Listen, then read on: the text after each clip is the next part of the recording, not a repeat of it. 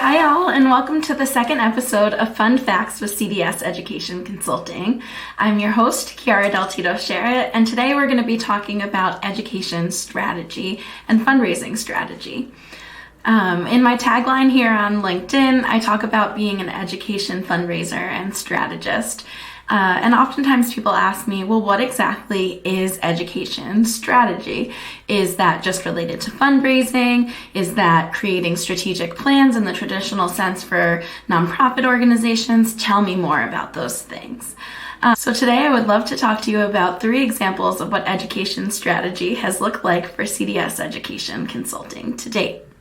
The first example that I want to give you is a fairly straightforward one. I was approached by a local charter school, Highlander Charter School here in Rhode Island, who was interested in developing a new career and technical education pathway for their students. There were 2 kind of core factors behind this decision. One, opening up opportunities to their students, in particular in the area of teacher education, so that they could provide students that haven't historically had a strong pathway into that career with expanded access. And the second reason was the opportunity to think differently about how to leverage funding creatively to provide new opportunities to their students. So in particular, thinking about our state categorical funding and career and technical education funding that the school could now leverage to be able to provide this pathway for students. In addition, a different project that I've worked on that had to do with strategy was support for a regional museum called Old Sturbridge Village. And one thing that they wanted to do, even though they've been established for a really long time, is to think differently about the ways that they give youth an opportunity to engage with their organization. And so I supported them with an AmeriCorps application where I worked with their education department to think about using volunteers to be able to extend their programming both at the village, at the museum, and also into urban schools, because of course we know that oftentimes there's an access challenge for students and families that may not easily be able to get to a museum on their own time. And so thinking about an emerging partnership where volunteers could be trained and supervised by staff at the village to bring the best practices of the village and some of the activities and the spirit there to schools across the state of Massachusetts. And then a final example that I would give you of the type of strategy work that I do is a little bit more embedded with the fundraising work. And so one of these examples is with Kingston Hill Academy, a small charter school here also in Rhode Island, that is really just a truly wonderful small learning community and has a budget that reflects its size.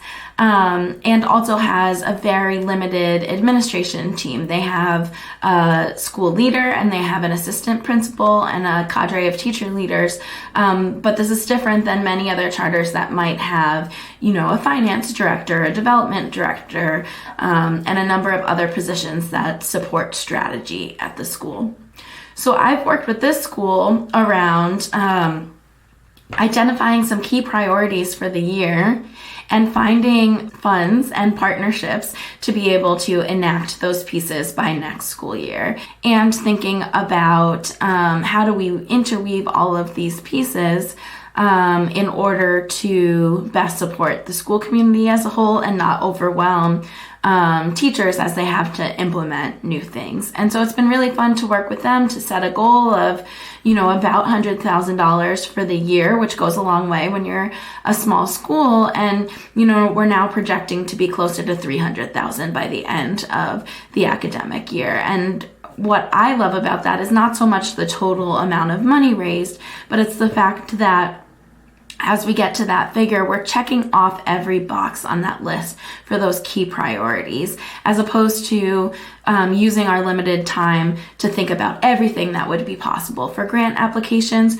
we're looking specifically at some core targeted areas, and that's where strategy comes in. So if you're thinking about taking on a new grant-funded project, piloting something and seeing if your organization wants to pivot in that way, rolling out a project that you might have gotten funded through your ESSER or other public dollars after the pandemic, I'd love to talk to you about how I might be able to support in that way. And I also have lots of tools that I can share around organizing strategy, timeline, accountability, and all of the pieces that allow the big creative visionary leaders like yourselves to break things down, to be able to actually implement them and to meet your goals. So if you like this video, please click the like or insightful button below here on LinkedIn. So